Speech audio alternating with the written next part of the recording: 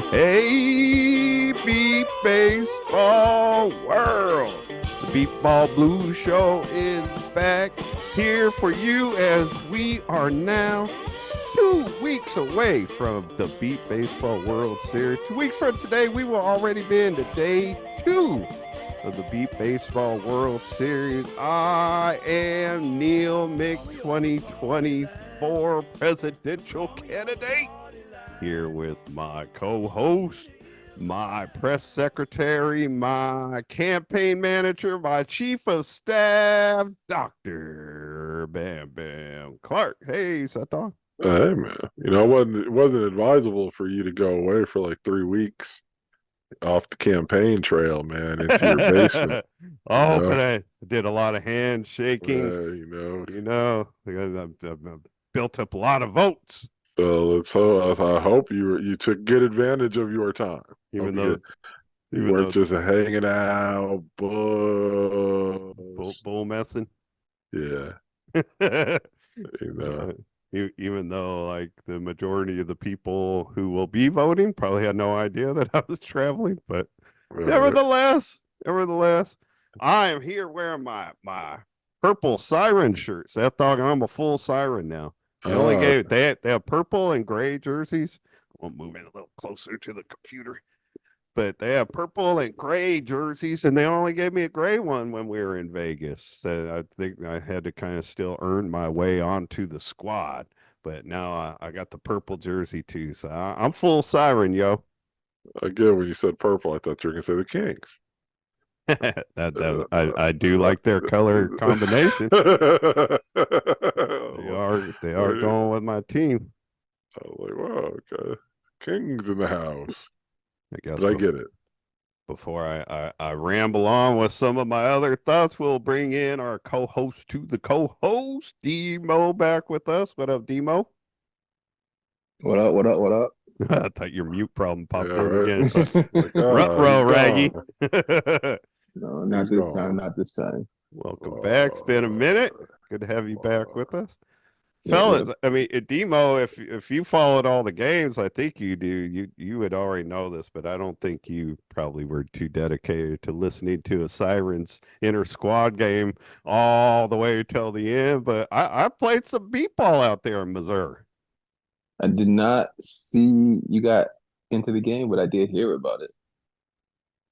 I in the end, I when I was only in for one inning, one of our players had to come out.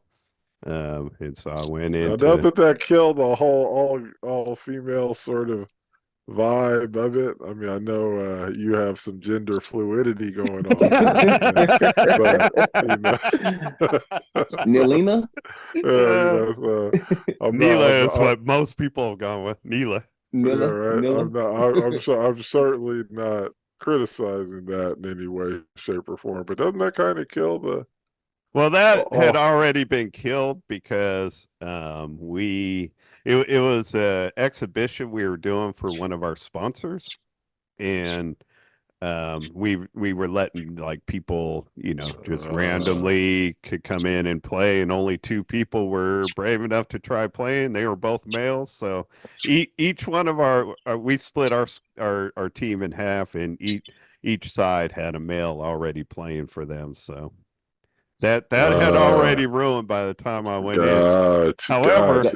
However, they didn't go in with any expectations from folk. I went in there. It's like, oh, Neil back on the field. Got Aaron Higby in the comment section, like, oh, don't break a hip, old man. It's like, oh, that was cool. But nothing got hit my way on defense, and I struck out in my one at bat. Yeah, Jackie, I got mad and threw my bat. Got called for unsportsmanlike conduct. Jackie Robinson crossed the color barrier. You guys crossed the gender barrier. Oh. All right. So I did. Probably a good thing you didn't hit that ball. Pull something right into base, man. You know what? That was the other thing. I forgot already, but because that was on Saturday. We practiced like before and after the exhibition on Saturday, and then on Sunday we had another practice before because we were in Carthage, Missouri. Yeah, Carthage. we were a few hours away from St. Louis. We were like 4 hours away from St. Louis, a long ways away. I flew all the way out to Missouri just to spend You're almost all in day in the Arkansas. car. Oh, You're really? almost in Arkansas. Yeah. I wasn't even positive. I knew we were probably getting close to a border somewhere because we were in the car all day. But at the end of Sunday, right when we were done, because she's always talking so much smack to me, Caitlin Overshiner and I had a race, and I came up short. She beat me, but So her talking smack was justified. don't tell her that. 'Cause I already have a hard time slowing her down uh, on her smack talk towards me. But now she beat me in the race. But I guess going back to what reminded me of it, Seth, I was surprised that it felt good. I was kind of scared to run that base against her. I hadn't run a base in like 15 years, and I know you know. I don't think I ever talked about it on the show, but right after Vegas, I hurt my right knee pretty good, and I probably haven't talked about it because I heard it because I'm an old man now, I guess. I literally just got up one night to go to the bathroom.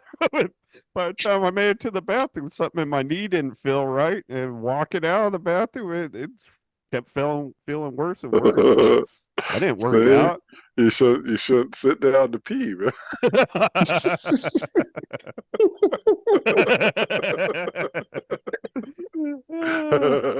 most Speaking of gender women, barrier, most speaking of gender women, barrier, most women that let me use their bathroom would disagree with you. I should.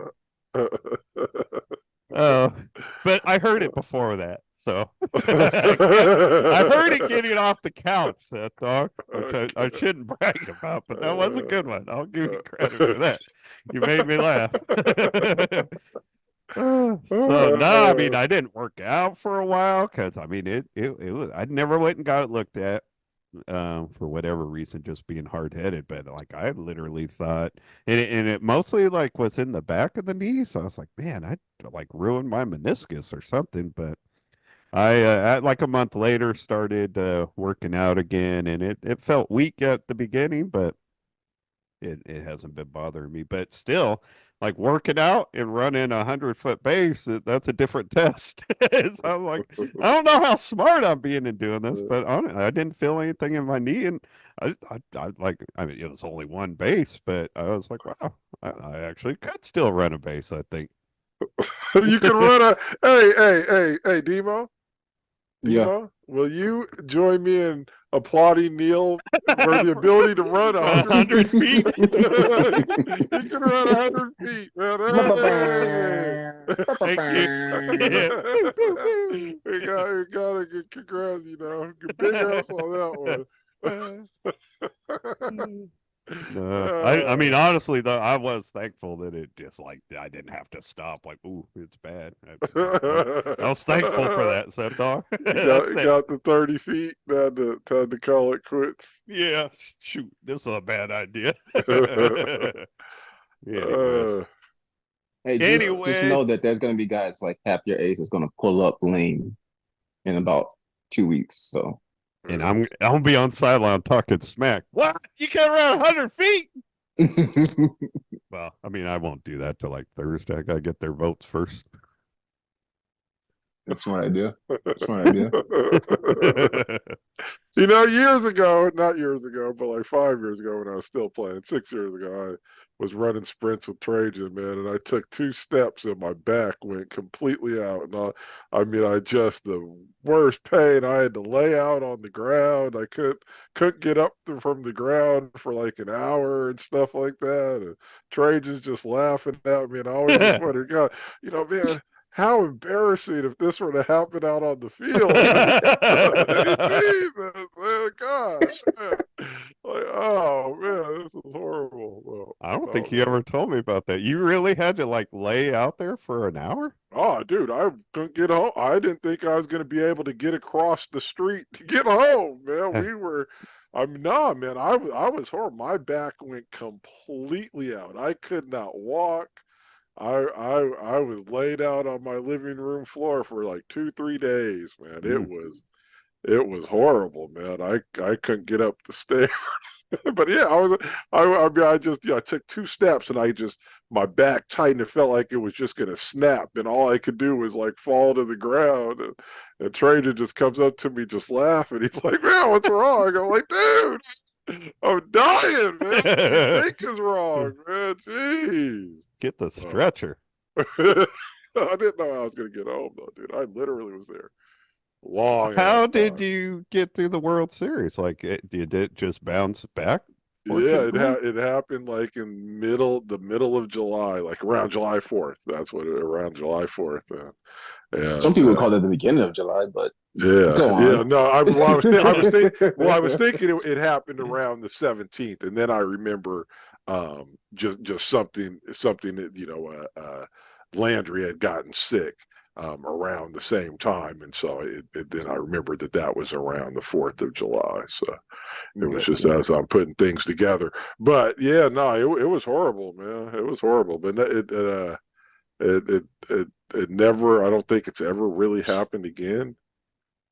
Remember coming down the stairs at a football stadium and it started to happen. It's like, no, please, not for all these I people. can't lay down right. It was a high school game, man. No, not for all these people, please. At least out there, they had somebody to help you, though. They had some kind of medic attention. Yeah, I remember how embarrassing, man. It's not, oh, man, I didn't know how I was going to handle myself at that point, but. I know you're at least like, oh, you're somewhere like around a decade behind us or so, Demo. You had any old man situations yet where you feel like, Oh oh man. crap, I'm getting old? Well, well, first of all, my birthday is actually July 21st, first day of the World Series. Oh, And I'll be what? turning the big 4-0. Yep, yep. Wow, good. Wow. Yeah. Dang, Now, look at the cradle Robin Andrea, boy. hey, Oh, sorry. um, my my thing came when I was in my 20s when I was doing judo. I had a rotated pelvis in October and went to the chiropractor, got that worked out or whatever. And I think that led to what happened to me in November. I made the Pan Am team, went over to Mexico, competed, came back, and on a Monday and the Wednesday before Thanksgiving, I woke up and I couldn't get out of bed. Like my whole right leg was just numb. I had pinched my sciatica, my right leg, and yeah, it was bad for about like the pain in my leg where it was just numb and I couldn't do anything to hang out the side of my bed was like that for like 2 months. And Mm. I never went to the doctor though. I was like, it's gonna come back eventually, right? Like it went out without, without notice, so it'll come back, right? All right. And did it come back? You're fine now? No. Yeah, I'm fine. Like it really like to get fully healthy, I felt like it took me this happened in 2011. I felt like it took me like 4 years to like Wow. 2015 to where I didn't have like any numbness in my leg or my feet or any Dang, Wow. nerve pain or anything like that. you did a number on that thing. All Oh right. man, I don't know what I did, but yeah, it was bad. That is normally something you just hear from older people. Ah, my sciatica's acting up. Yeah, You yeah, don't get that from young folk. no. When you're young, you don't even know what the sciatica is. I found out real quick. Uh, That's the worst with the nerve too, because that just goes shooting like when it's a sharp when it's a nerve, it's a sharp pain, and it could just shoot all the way down your leg, man. So no fun. I've dealt with it. I have dealt with it. I kind of did at our very last practice that was in St. Louis. Ronnie Dow is married to one of our players. Ronnie plays for the Oklahoma Lookouts, and he's married to our player Cat. So he came out with her to practice on Monday night, and while our team was doing offense, I took Ronnie out into the outfield and was just throwing some balls at him, let him get some defensive work in. and he'd get the ball and he would just like throw it like 5 feet in front of him. So I was running up and grabbing the ball, and I would like run backwards or whatever. Figured it was giving me some good exercise, just running back and forth, grabbing the ball. Man, the next day I went to sit like crisscross applesauce, and I had that shooting pain down my left leg. It's like, man, I think it was like just from running up and back to grab the ball while I was checking balls at Roddy. So Uh, I didn't want to bring that up, but I had a little sciatica pain myself. Yeah, just last week. Yeah. Well, mine was a result of surgery, so mine went away after several years, but it wasn't because I was old or anything. All right. Wish I My would have back was because I was old. wish I would have kept mine to myself then. Shout out, Roddy. Yeah, I'm right. blaming mine on judo getting thrown Yeah, getting repeatedly. thrown. Yeah. All right, getting Get whooped. ragdolled. Yeah, right. Get whooped. Getting wiped off the fucking. Oh, I'm sorry. Yeah, I had to Whoa! say freaking Matt, man. Freaking yeah. Matt, man. It's not even the competition. It's all the hundreds of practice throws you got to take. Yeah, right. Imagine. I can only imagine. I didn't ever try competing in no fights. All right. Well, we're gonna be knocking out a lot of shows. We're actually gonna be back Friday, hoping to be back again Monday, and then get one more show in before the World Series starts. So we're gonna be doing a lot of makeup. This one here, Demos gonna help us just kind of get caught up. Um, and some of the stuff that we missed over the last few weeks, but also Demo's got some ideas he wants to throw out there. So let's go ahead and start with the Beast of the East. They just played the second leg, and I'll admit I have failed to get all of the scores. I'm hoping Demo could help kind of fill them in. The Renegades played the Long Island Bombers in the second leg, beat them 12-7 is the score I have. I don't know if you got something different, That's what I Demo. saw. All right. The Philly Fire beat the Boston Strong, beating them 13-3. That was a run roll, I think, by the second inning, if I heard that right. Correct. Boston Strong and Long Island played. Long Island Bombers not going to the World Series, but they're part of the Beast of the East. They beat Boston 4-2. I know that Boston beat the Titans like 18 to something, but I never heard the final score. Did you catch that? I don't remember. Yeah, I never heard remember. the final score. Do you have any other New Jersey and New Jersey and Philly played. Philly won 12-11. Oh, that's right. Yeah, That's right. Held them off in the bottom of the sixth. Yeah, now I'm remembering that one. Philly got up by like 11-4 at one point, if I heard that right, and then New Jersey worked their way back to make that a close game at 12-11. That's more along the lines of what I would expect, like out of those games. I was a little bit surprised on the Renegades in New Jersey score. Yeah. The Renegades really laid it on the Titans pretty good in that one. They had I think it was like the third inning. They had a big third inning where they put up Like 8, 9, 10 10 or something. runs. Yeah. They had a big third inning. Sound like Ron Cochran had a good game in that one. So the placement games ended up being New Jersey and Long Island. I don't know the score that New Jersey won that. I don't have the score for that. And then the first place game was Philadelphia and the Renegades, and Philadelphia won that. And I thought I had that score written down, but I'm seeing that I don't. I forgot to write it there. That was, I want to say 13 to like 8, I think. Yeah, 13-8. 13-8. That's what I remember. Yeah. Yep. The Fire had like a 13-6 run lead going into the 6th inning. I'm not even sure who was home or away, but the Renegades put like a 2 spot up, and that was it. So Philly won the Beast of the East.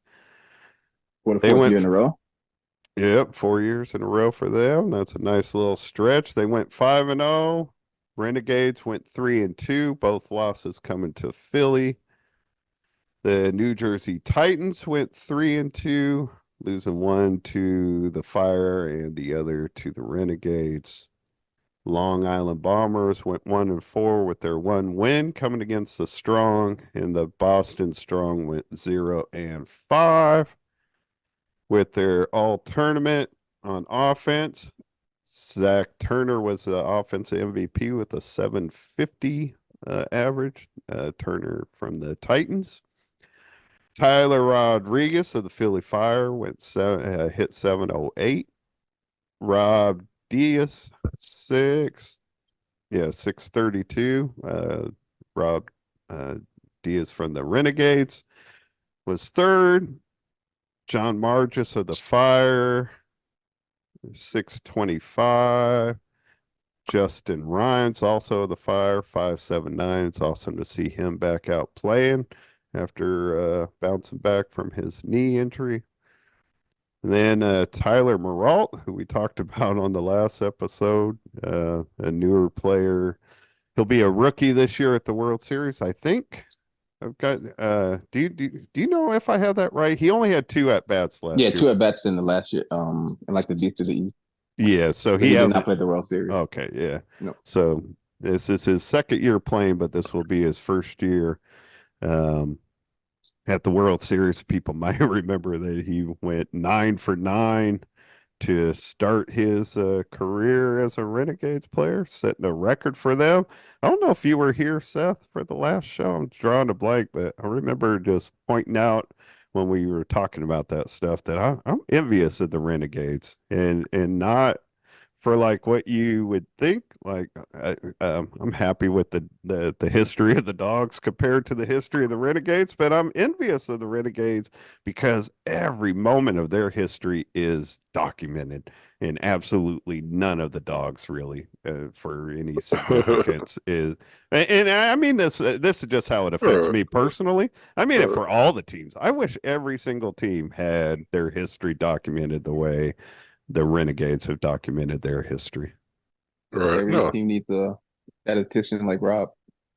Yeah, right. I believe all the credit has to go to Rob for that. He is a numbers maniac, as we on the statistical research committee have found. So Tyler Moralt was the last one on the team. He hit 565 on defense. Tyler Rodriguez, playing short left for the Fire, had was 23 putouts over the Beast of the East, nearly 5 per game.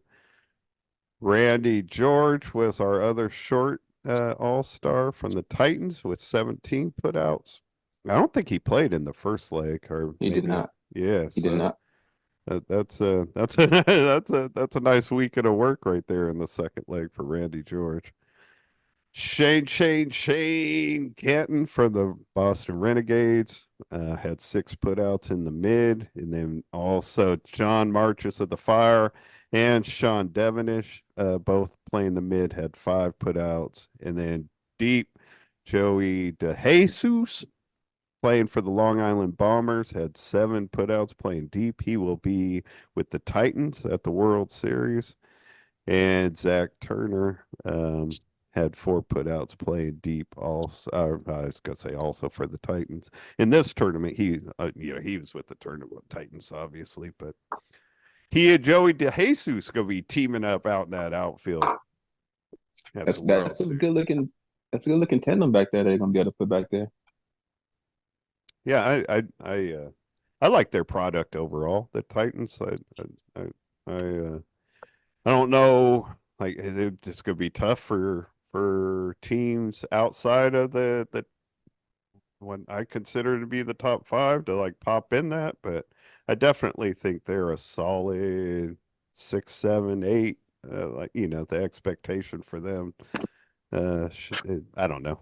I think they're solid to get in that range. Yeah. Um, I don't I don't know how you would phrase it, but there's a beat ball Jeopardy question in there, and it's in what season did Tyler Rodriguez have more All-Star appearances at shortstop than Eric? And you say 2024. Well, we would have to come back in like 3 years for that Jeopardy, like, so that it's not on top of everybody's mind. But I'm sure Seth will be up for it if we want to do Yeah, beat right. baseball Jeopardy 3 years from now. I'm sure he'll say yes. We can do it now. Even put it current event, Uh, current baseball.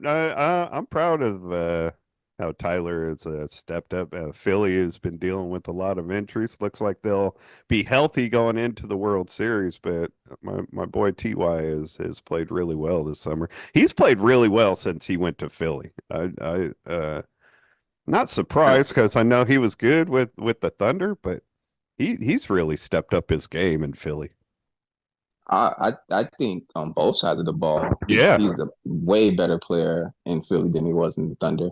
I mean, he's older too. You know, we got to remember Yeah, he yeah, was like he's more 19, mature for 18, sure, 19. for sure. He's His definitely coming body's, into his own right now, though. yeah, yeah.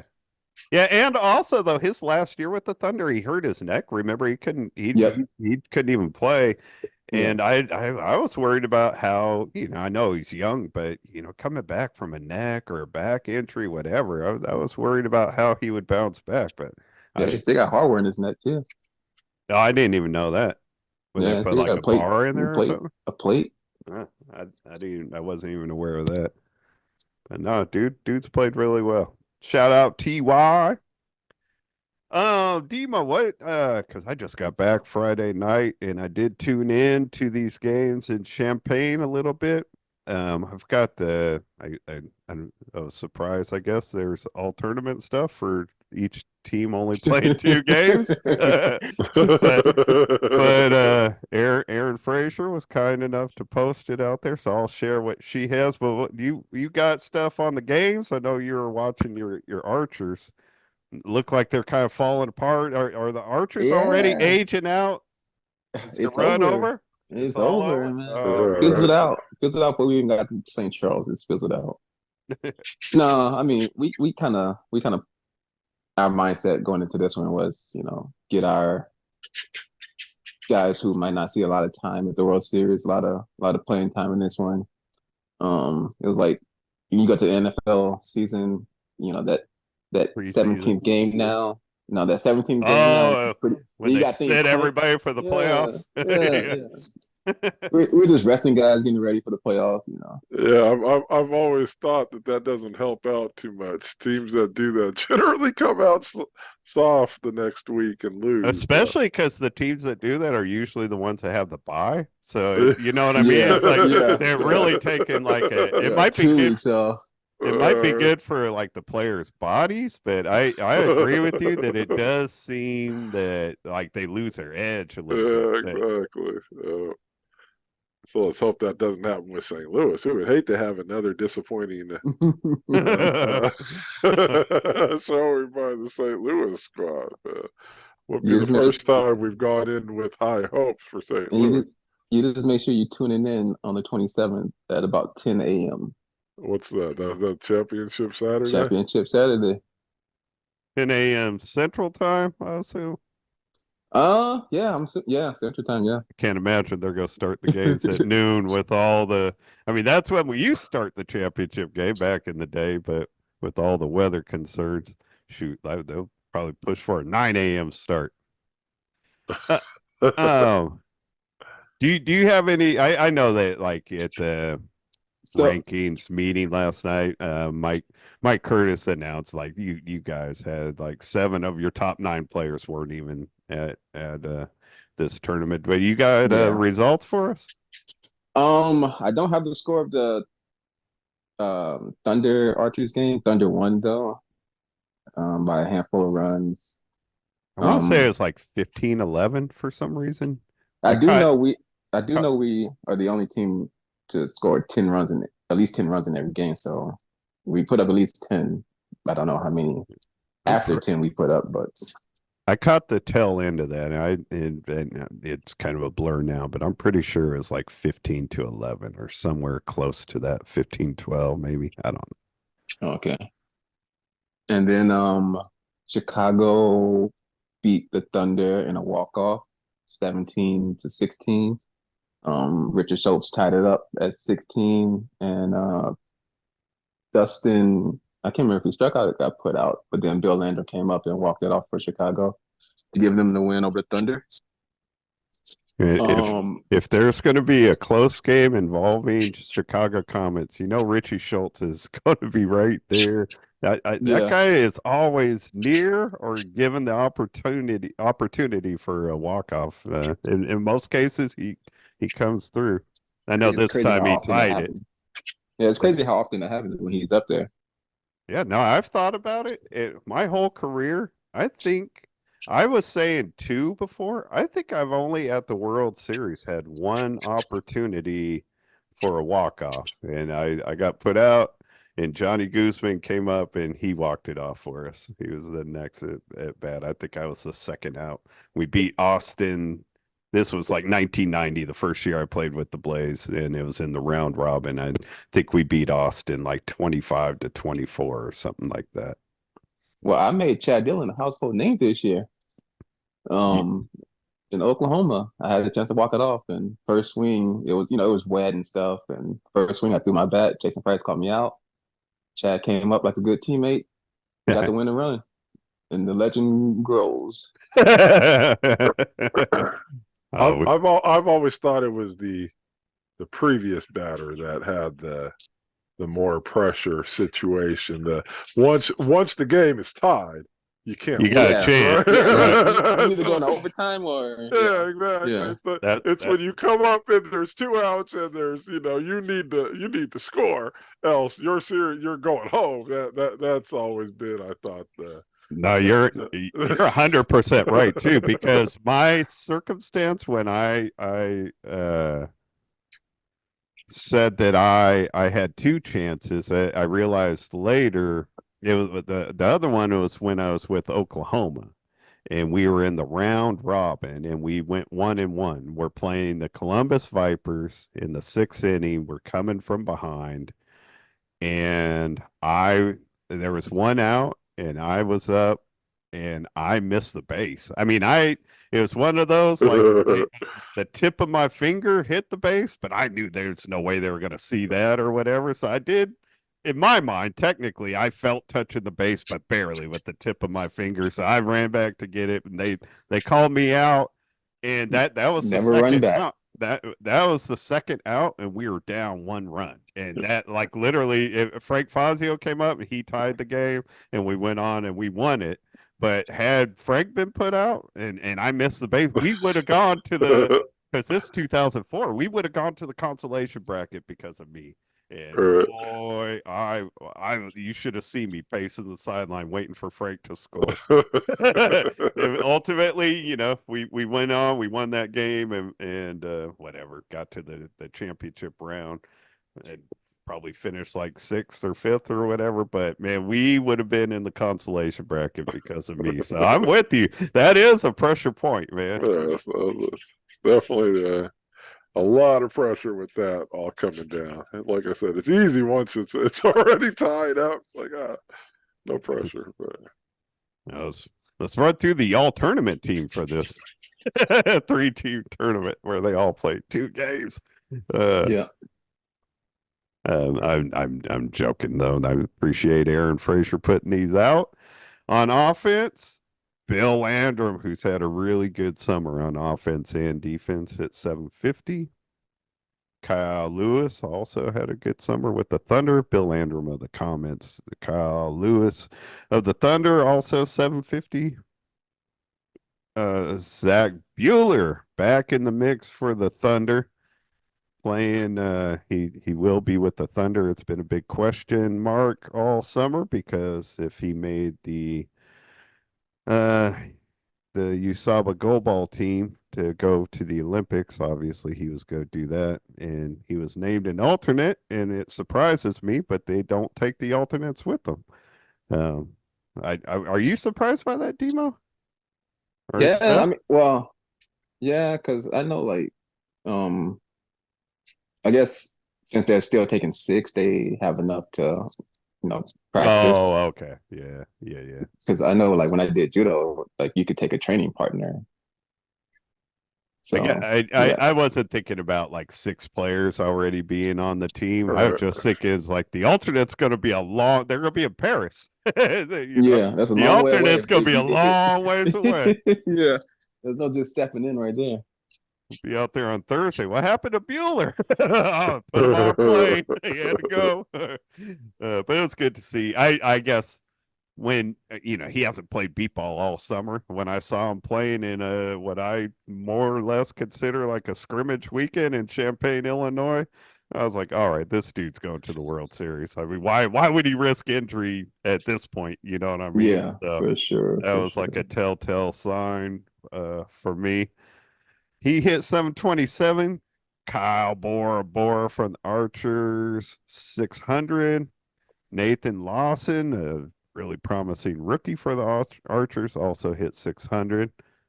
Dustin Youngren, White Lightning Bolt, whoever he goes by now, hit 583. And that's it for offense. On defense, Deep Lamarian Aldridge of the Comets, Kyle Lewis, and Toby Gregory, both of the Thunder, tied to get on the deep team. The mids, Bill Landrum leads the way again.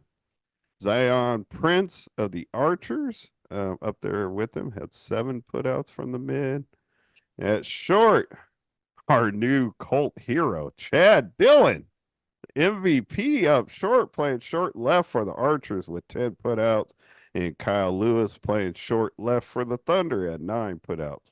So that wraps up all the champagne stuff. And Mhm. I guess that kind of wraps up all of our All beat the ball regional. recapping. Mhm. Next time we're recapping, we're going to be recapping the World Series, 2024 World Series, talking about my Sirens making a great run for the championship. Yeah. Oh, thanks for joining in on the support with that, fellas. I appreciate that. Your confidence means the world to me. Well, I mean, I play for the Archers, so I can't really be like, oh yeah, you got a quick purpose championship. All right. And I guess I'm just gonna give Seth credit. He's rooting for the Value City Heat, so he can't jump in and support that either. Oh, I'm supporting the Sirens. You're a good I man. want the Sirens to do well. You know that. So one of the reasons Demo has joined in with us, we're gonna let him throw some ideas he has for format changes. Um Something that we've talked about on this show, Seth, is Whoa. ways that the tournament I guess really the only thing we talked about is the possibility of maybe going back to the consolation bracket and a championship bracket. Didn't get a lot of response from our peoples, our membership, despite the fact this is a topic that they're often getting involved in. I mean, I could tell you as a presidential candidate, some of the proposals I've heard are not proposals that I personally could get behind, just because they, for me, have seemed kind of incomplete. I understand the upper echelon wanting to get more games against other upper echelon teams. And I understand the lower half wanting the same thing, getting more experience against teams that are at their level. But I, for one, am never going to be supportive of the tournament breaking up into 2 totally different tournaments. I mean, by that, I mean like 2 different weeks, which is something I've seen somewhat recently. Like the MBBB, the MBBA, has to put a ton into just pulling off one tournament. It's completely unrealistic to have 2 separate tournaments at separate times. So that's not something I could support. But Demo, you threw an idea at me the other night, and I don't know personally if it's like what I would say is best for the league, or if it is something that the membership would want or approve of. But what I like about it is you've thought the whole thing out. Like you're not cutting anyone out, and it gives all of the teams an opportunity to still play in the same tournament. So why don't you go ahead and lay out your idea? All right. So nothing changes about World Series week. Come in, open the ceremonies on Monday, start playing ball on Tuesday, double elimination starts on Wednesday. But with my format, those games on Tuesday are now practice games.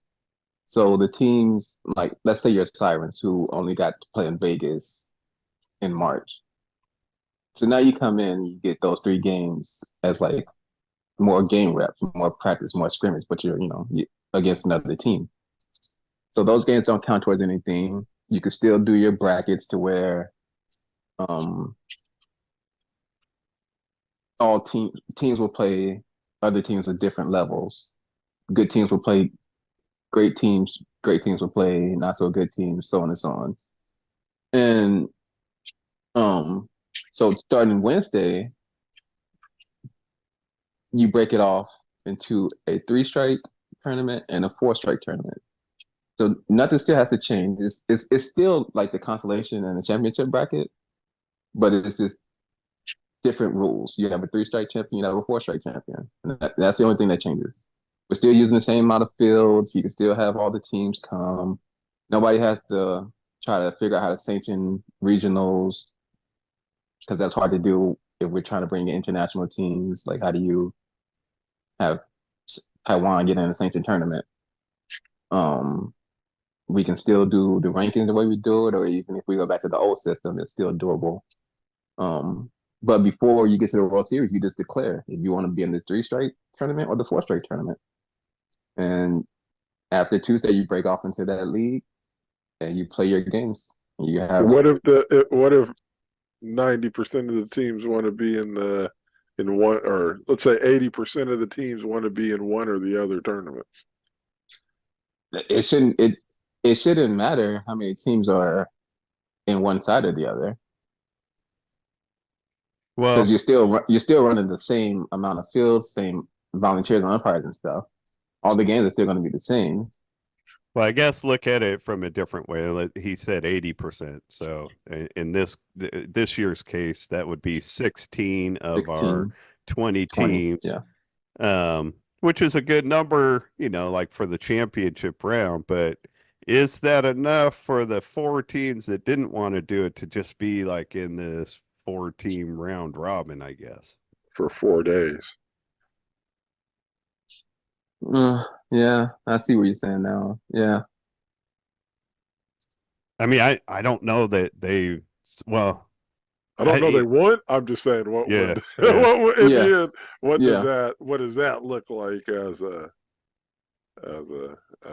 alternative there? I just don't know how that. They just might not. The smaller that number is, the they might not find that it's really useful or whatever. Where they Yeah. can get the Yeah. same thing at just go to a regional tournament or something like that. But so I don't know. What kind of got my attention with it when you threw it at me the first time, Demetrius, is like I've had conversations with players from top teams saying that they want the championship round to be more competitive. And I've also had conversations with teams that are down closer to where my team is that have said that they would like to see. I know like Doug Van Dyne from the Minnesota Millers has been very public over the last few years that he thinks the lower echelon team should get more games against each other. And I feel confident I'm okay sharing this. I've had private conversations with Zephyr and Victor, comedian See No Evil from the Braille Bandits, and he would like to see like in the round robin as the way he put it, and I thought it was kind of similar to what you were saying, Demo, is he would like to see like a bracket E in the round robin that's just all lower echelon teams. And I don't know how we could just do a bracket E and then figure out how to put them like in the tournament going forward from Wednesday, but I mean, I guess there's enough interest from both the upper teams and the lower teams that I think it's worth the conversation, I guess, in trying to figure out if there is a way to make everybody happy. Yeah, that's what it is. It's just figuring out how to have it to where the elite players feel like they're getting what they're getting, and then the players who are still developing and are getting what they're getting without getting their head bashed in.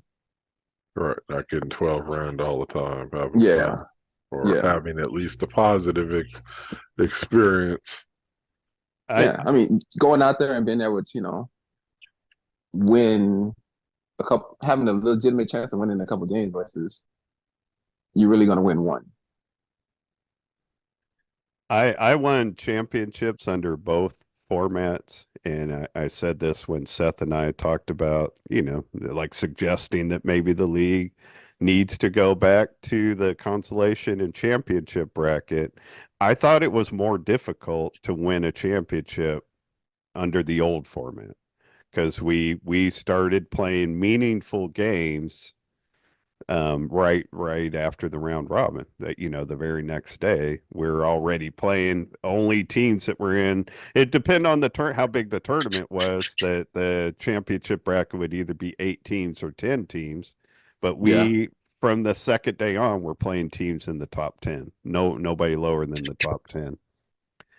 I know I've gotten feedback though, talking like Rob Wiseman on our show, I believe, but if not, he said it to me privately. He feels like the best thing that the MBBA ever did was change into the format that we play under now. He thinks it's better for all the teams involved. He started just a couple years before they changed the format, and he hated the idea that you could have a bad round robin and already in the first day not have a shot at finishing even in the top 10. Eric Mazriegos, the most decorated player in our sports history, just recently told me that he feels like switching to the format that we're playing under now is the worst decision the NBBA ever played. I respect both Eric and Rob, and I respect their reasons for feeling it. So I'm not making an argument that we need to do one or the other. I don't know what's best for everybody, but I do think it's worth a conversation. I mean, the reason we switched to this format that we're playing under now is because the league allowed not Johnny Walker. God, I'm drawing a blank. For The the coach, guy from yeah, Chicago. the coach of Chicago, JT. JT, JT, yeah, that's man, what I got. I drew a total blank on JT's name. But JT was allowed to go up at General Assembly and lay out his idea for a new format in front of the membership, and they voted in favor of it. I don't know what's best going forward, but there's enough conversation that I think we're kind of at the same point to where we need to come up with an alternative that might make both the upper and the lower parts of the league happier, and we need to put it in front of everybody at General Assembly and let the membership decide. And I think like what sparked my thought was this three strike proposal. It comes up every year. Um, a pocket full of people around the league really want to go to three strikes, but seems as if the majority is saying no because it never passes, or at least the majority of the people who are voting for it says no. Um, but if we were to go to three strikes, um, that doesn't like nothing we're going to do competition wise is ever going to bring 20 closer to one. It's just not going to happen. Yeah.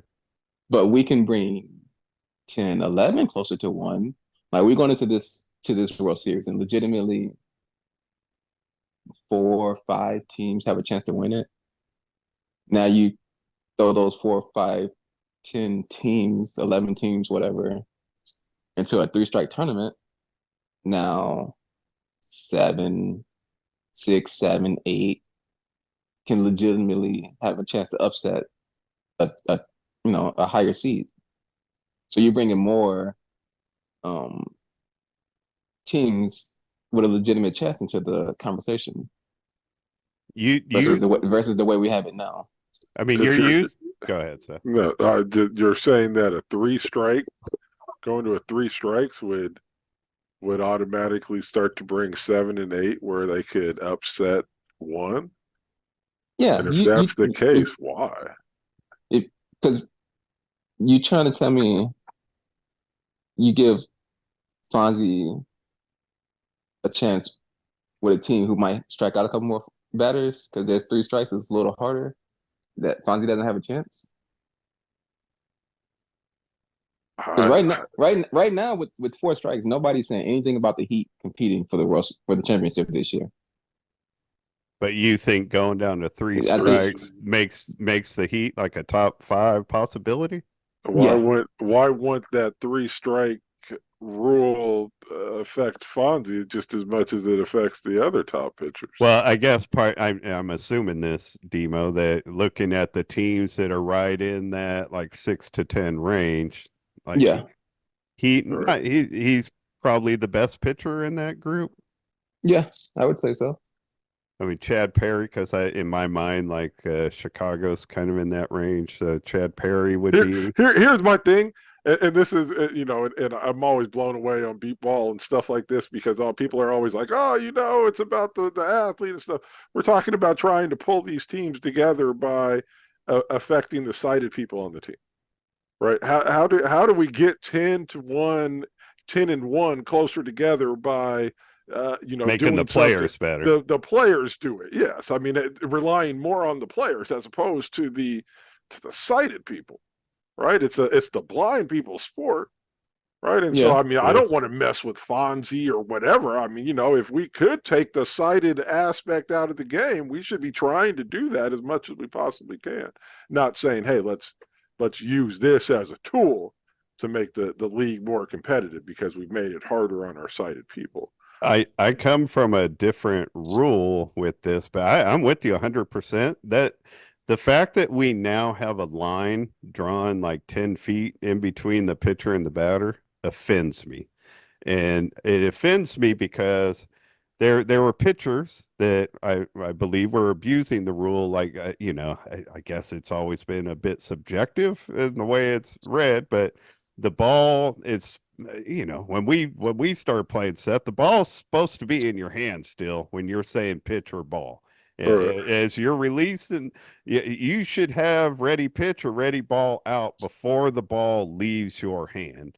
And pitchers have been using it, teams, I should say, have been using it like to help with timing, I guess. Right. And I hate that. I absolutely hate that because we're supposed to be like as beatball players, we're all proud that we're showing how we could be strong and independent, yet we can't get our timing down on hitting. Like our only job is swinging in the same place and getting the timing right. Yet we're letting the pitcher tell us when to swing. That Right. offends me. If players need the pitcher to tell them when to swing, they need to go to practice and figure that out. That 10-foot line offends me because not only should the ball they should be say ready pitch before it crosses that 10-foot line. They should be say ready pitch while the ball's leaving their hand. Right. they should be helping the ball. That whole thing offends me. You have any yeah. thoughts on that? I mean, yeah, the approximately at the same time is the way I learned the game. So when whenever the rule got changed that you could just say it before the ball makes contact offended me because I'm like, no, let's make these guys have this timing from 20 feet versus That's two our feet. job as players. Why take one of our jobs away? And Right. honestly, again, on a blind like point of it, like it makes us dependent when we're supposed to Yes. be proud to be independent. Yes. We are saying we will let you tell us what to do. Sighted person with the ball. I don't know. That offends me. Going back to the three strikes thing, though. A couple of years ago, I was kind of getting on board with the three strikes. It seemed like it had momentum going, and um, I don't know. It just seemed like maybe the league was ready to take that jump.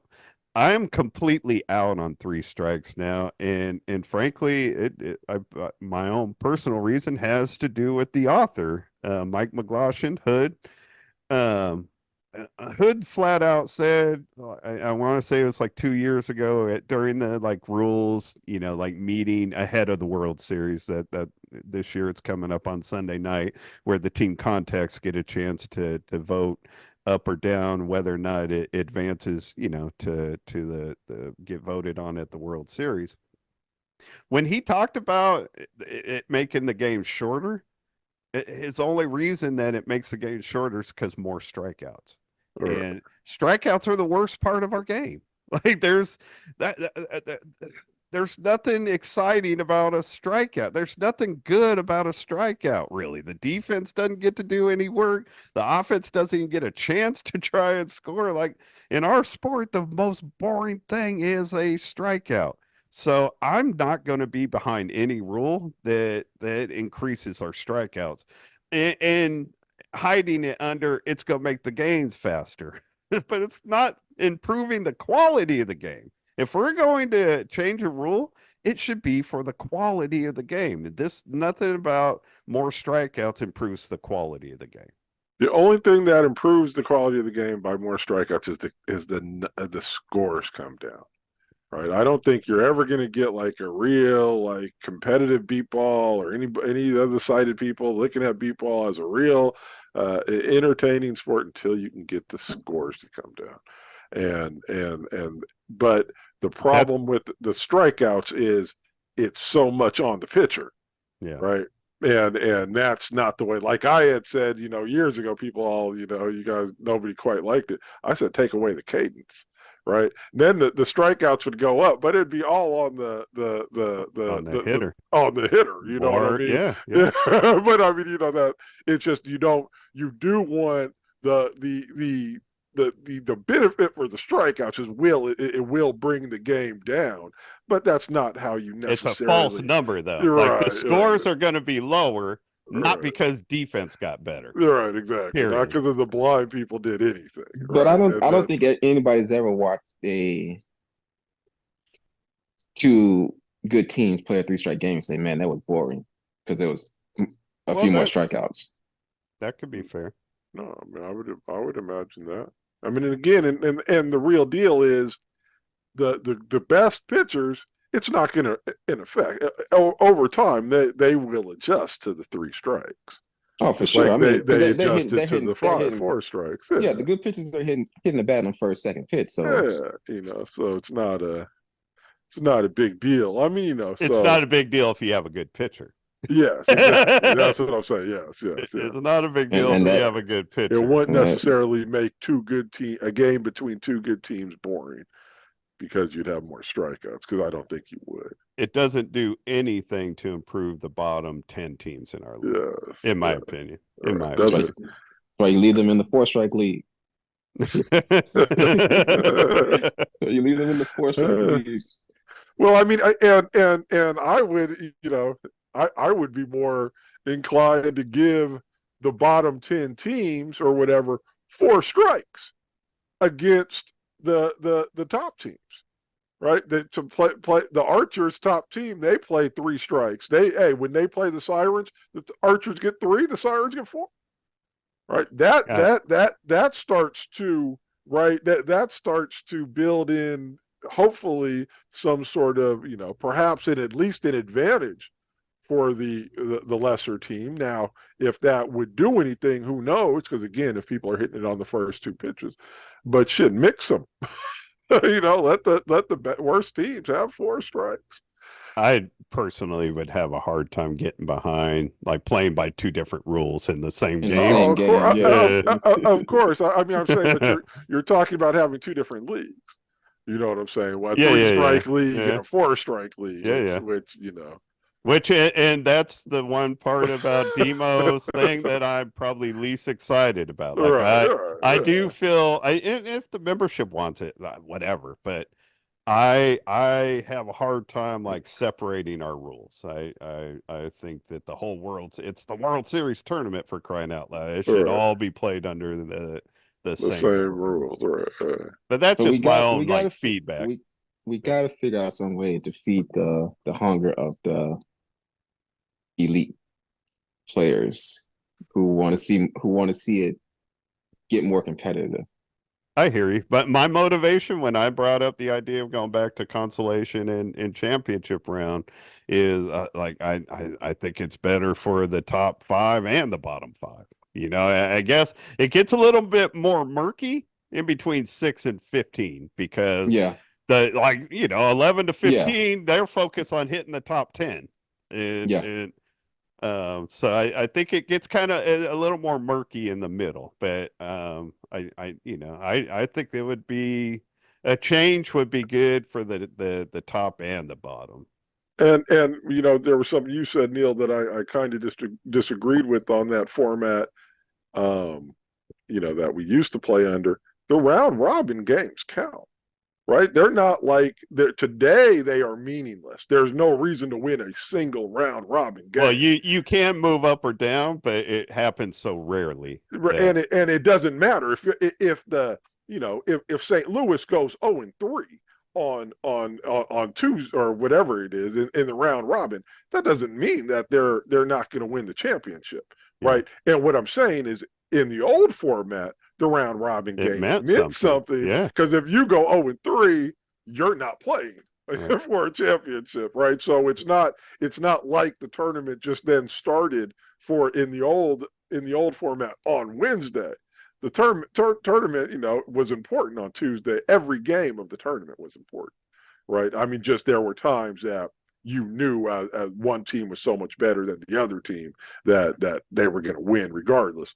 But all the games were important under the old format, Yeah. I not felt like I it is felt now. I felt it was better when it was under the old format where you didn't go everybody based off where they finished last year. Because now you're just getting, like it is now, two good teams and two lower teams in a Right. bracket. I like it when you guys did it where, all right, you got your top four teams or top five teams, they get a Right. bracket, and then everybody else is just randomly Yeah, the drawn. random. I'd like that Yeah, too. I think let's that's let's go back to that because then that the makes it harder on Tuesday. Because No, right now the way it's now, other than that 5-6, you're not really seeing team swap position. no, it doesn't happen too much. It can be done, and that's the lure of, everybody goes to the championship round, but oh, everybody might go to it, but everybody but 4 or 5 of the teams don't have a chance in hell at winning a championship. So, no, but no, and no. and and the other argument against going switching back though, the most obvious one is the 2003 tournament because not all the brackets were full. One of the brackets had Chicago, Cleveland, and I believe Houston. It was before. No, they would have been Bayou City Heat by 2003. I think they were the 3 teams. I know No, Cleveland and we Chicago. Huh? you talking about the round robin? Yeah, was it you guys that was at the No, third team? we were in the same bracket. It was us, you guys. It was supposed to be the Thunder, but they didn't make it. And who was the third team in that bracket? No, I'm not talking about our bracket though. I'm talking about Chicago. The bracket Chicago and Cleveland were in was a 3 team bracket. I'm drawing a blank on who the third team was, but they all 3 went 1-1.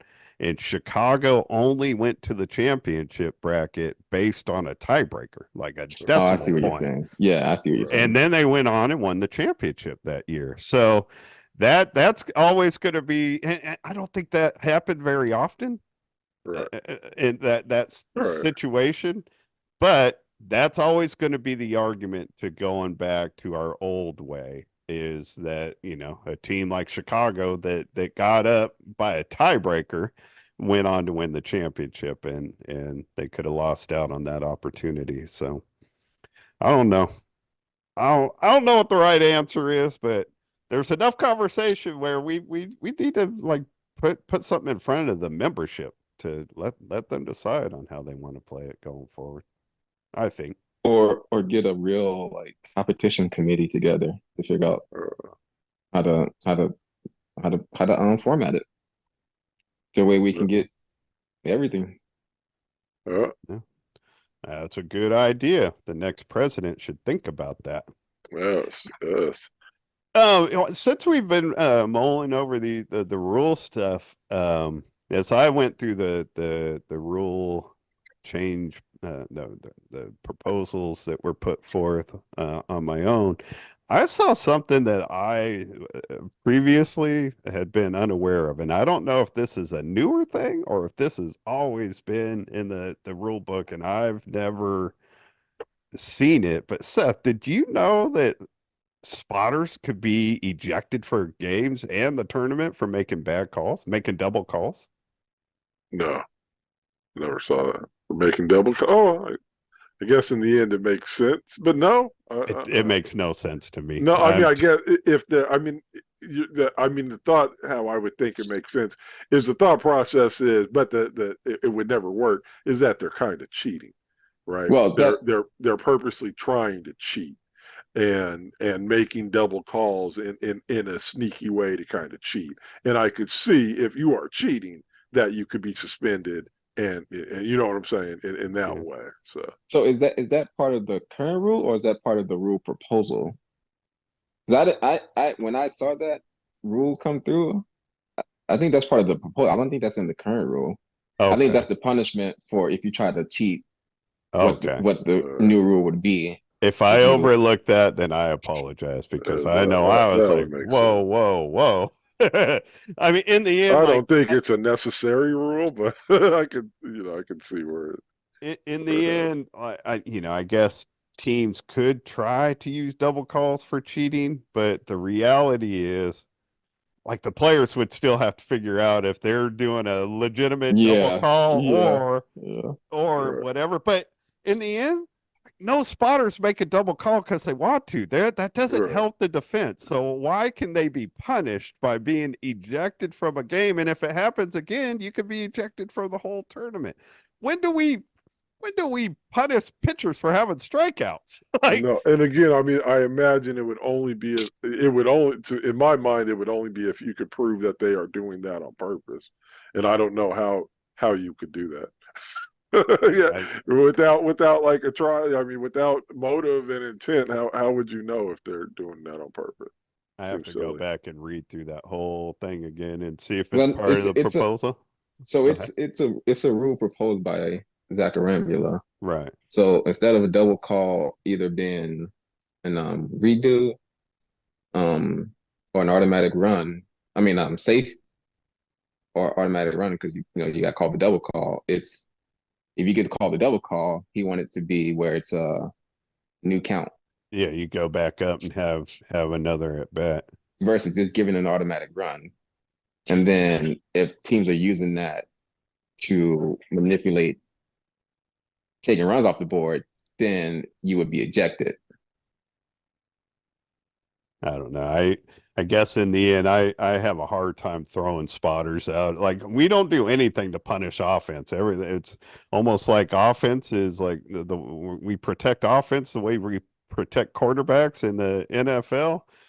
But Um, if I mean, I guess this was kind of what we're just talking about with the releasing the ball. If you found that a pitcher was cheating somehow, would you, Yeah, you no, I know? want them to be called on it. The reason they got this 10-foot line and everything else is because the umpires in the past haven't been calling it Right, enough or watching exactly. it well enough. Right, So I don't know.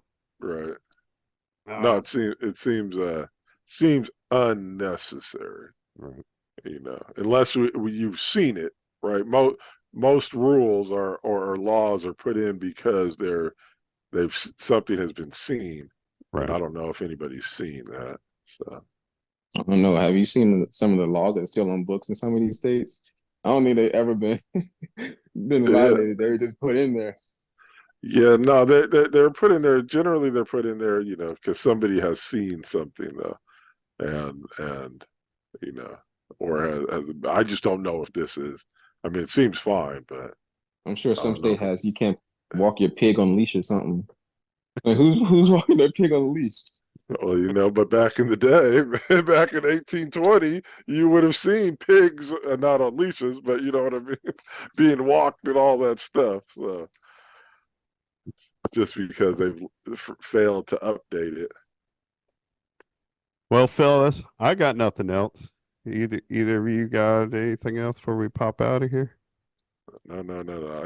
I do at one point want to talk about that the rule changes, but not at the last minute because we've been here for an hour and a half already. Hour and 20 minutes. We got to go, man.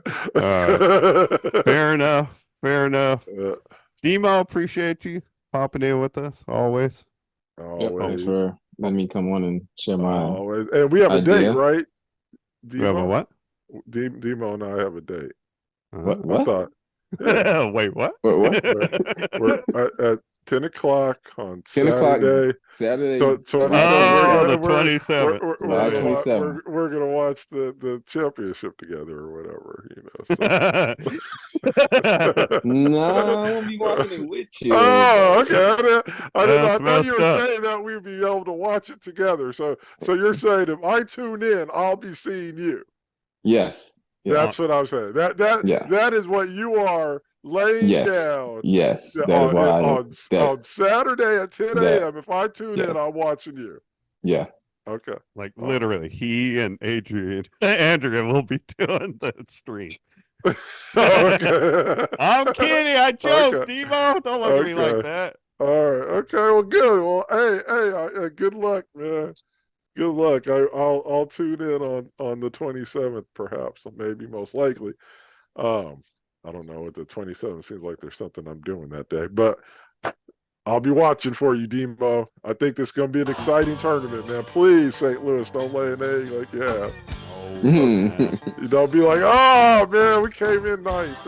As Demo put it, well, we hope for better results. Yeah, you did.